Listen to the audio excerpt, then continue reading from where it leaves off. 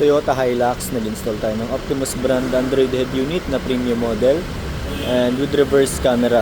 So check natin dito sa loob.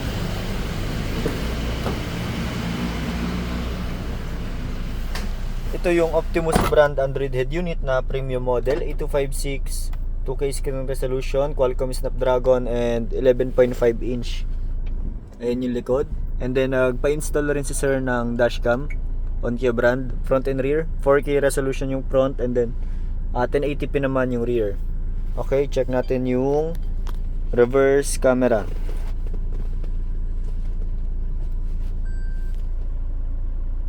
AHD 1080p to.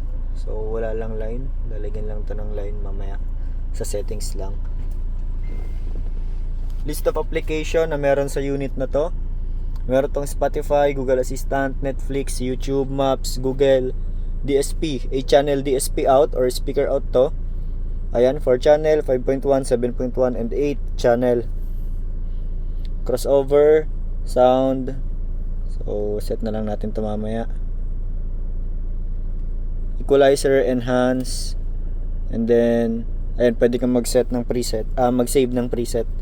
Merong wireless CarPlay and Android Auto, merong SIM card slot, merong USB slot to.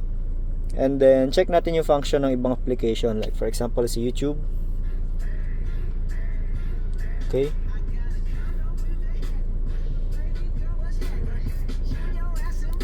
Okay, working naman. So yun lang, ito yung Optimus brand Android head unit na premium model. Merong online and offline voice command rin to. So yun lang, thank you.